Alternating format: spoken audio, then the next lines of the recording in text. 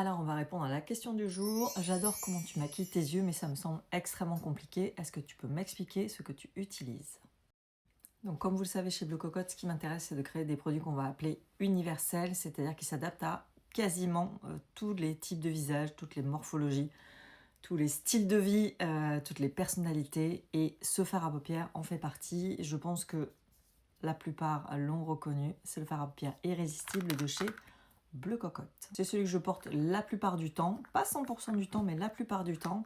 Et aujourd'hui, précisément, je le porte seul. Alors, je sais, ça semble fou, on dirait qu'il y a plusieurs nuances, mais le secret réside là-dedans. Bon, il y a sûrement une question d'âge, parce que maintenant, j'aime ce qui est simple et efficace. On va à l'essentiel. Donc, aujourd'hui, précisément, j'ai mis 7 bases sur les paupières que j'ai appliquées du bout des doigts. Je l'ai laissé sécher.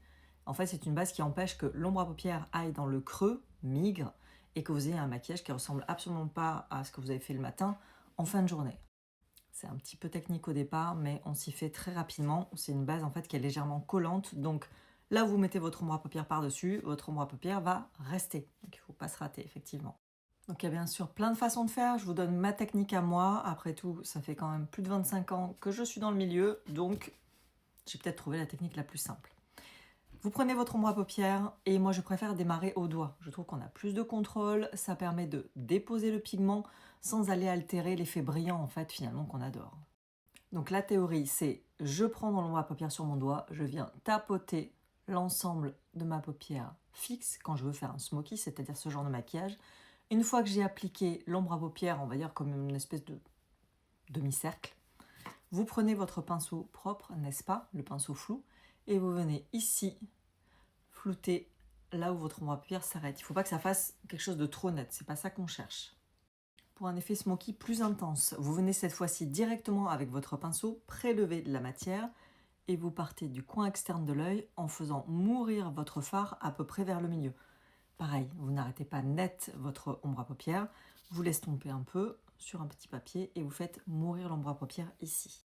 Pour avoir cet effet de nuance, j'ai rajouté au dernier moment, avec toujours ce même pinceau, le pinceau rat de cils, j'ai repris l'ombre à paupières et je suis venue déposer un petit peu plus de matière dans l'angle et au niveau du creux.